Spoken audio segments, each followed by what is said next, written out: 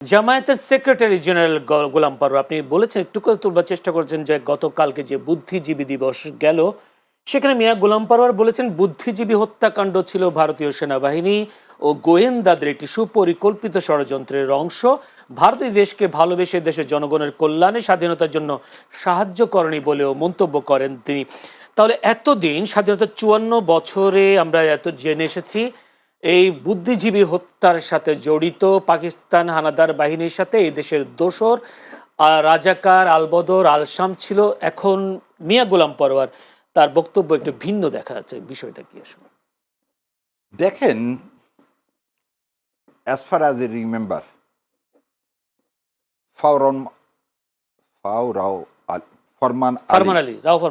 রাও ফরমান আলীর কোনো দাড়ি ছিল বলে দেখিনি। ইয়াহিয়া খান সাহেবের দাড়ি ছিল বলে দেখিনি। আপনি যদি দেখেন টিক্কা খানের দাড়ি ছিল বলে দেখিনি।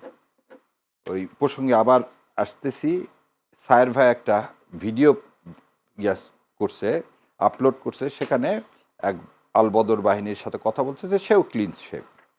আজকে আপনি গত 15 বছরে দেখালেন টুপি এবং দাড়ি হলেই সে আলবদর রাজাকার।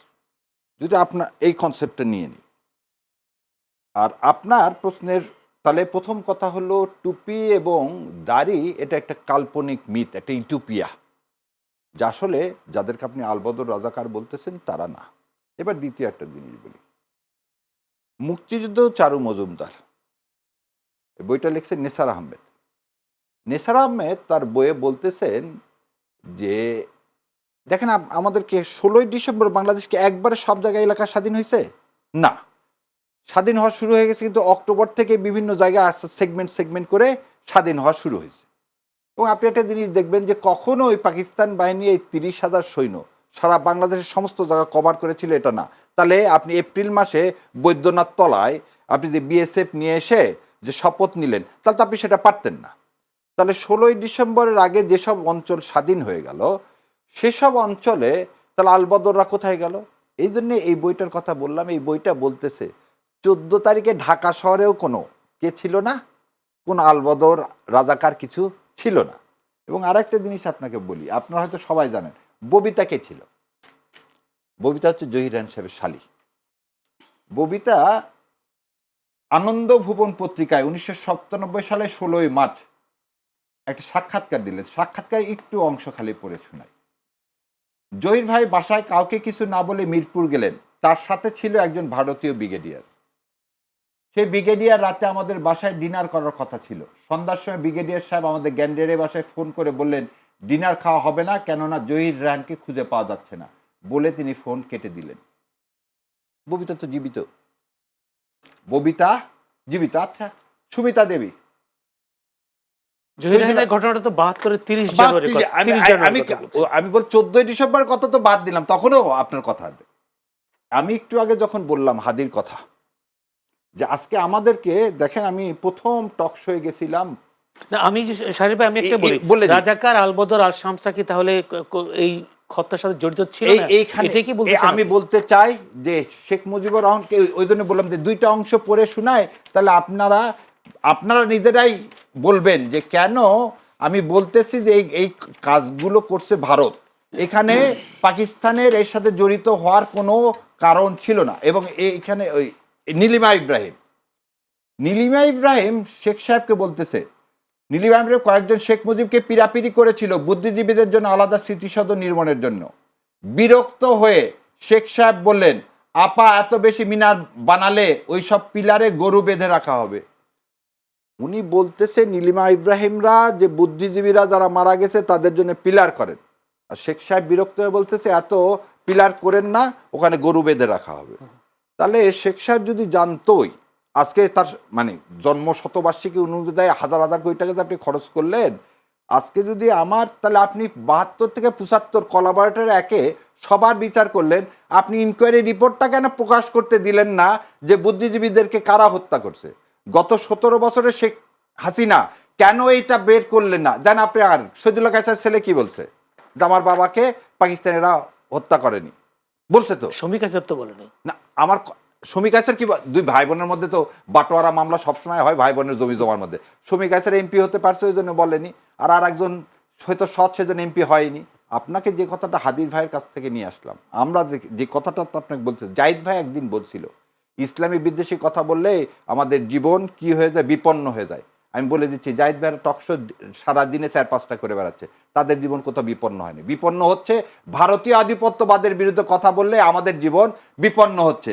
ঠিক একই জিনিস 72 সালে, আপনি আরেকটা জিনিস বলি, শহীদুল্লাহ কায়সার, জহির রায়ান, যত প্রফেসর ছিল বিশ্ববিদ্যালয়ে, তারা ছিল সবাই সমাজতান্ত্রিক মনা। তারা এদেশে একটা সমাজতন্ত্র কায়েম করতে চাইছিল, যেটা সিপিএম ওপারে করছে।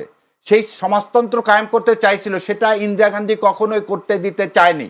ইন্দিরা গান্ধী ভেবেছিল আওয়ামী লীগ তো শেখ মুজিব আমার পকেটে আছে, আমি যা বলবো তাই করবে, এই দেশটা তো আমার করদ্রাষ্ট্র। কিন্তু এই শিক্ষিত সমাজ যদি বেঁচে থাকে, তারা তো আমাদেরকে কোনোদিনই কি করতে দিবে না, বাংলাদেশকে একটা করদ্রাষ্ট্রে পরিণত করতে দিবে না।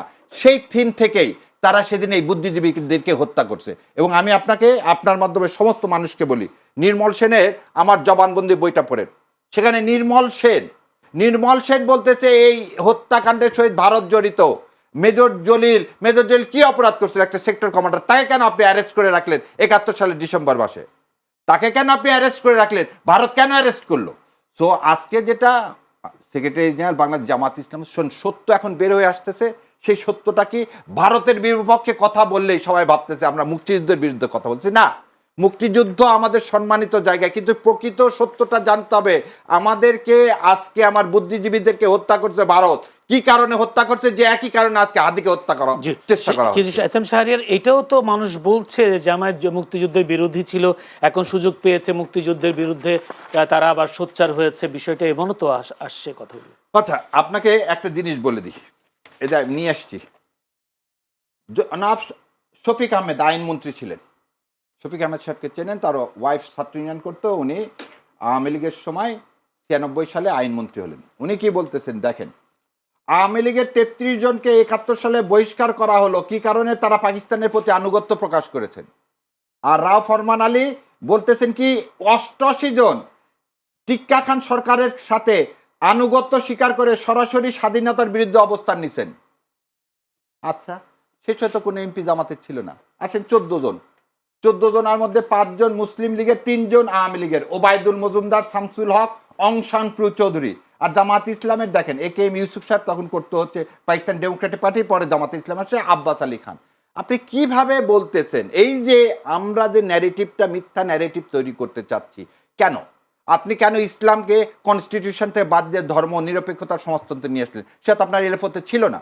তা আপনি ভারত যে প্রোডাক্ট, যে কথাটা বলছে, কেন আমি একটু আগে আনিস আলমগীরের কথাটা বললাম, ভারত যে কথাটা এখানে বলতে পারছে না, সেটাই তো আপনি মিডিয়ায় কি করতেছেন, এই লোকগুলোকে দিচ্ছেন। আর এই অথব্য, আমি আবারও বলতেছি, এই অথব্য সরকারের, ইউনূস সরকার একটা অথব্য সরকার। আজ পর্যন্ত হাদির যারা গুলি করলেন, আমরা সবাই নাম পর্যন্ত মিডিয়ায় বলে দেওয়া হলো, আর তিনি তাকে কি করতে পারলেন না, ধরতে পারলেন না। এই উপদেষ্টাদের আর এই পদে থাকার এই 3 জনের স্বরাষ্ট্র আইন ও পররাষ্ট্র কোন রূপ অধিকার নেই। তাদের এখনই উচিত, এই জনগণ তাদেরকে বসাইছে, জনগণকে সমর্থন করে তাদের এখনই পদত্যাগ করা উচিত।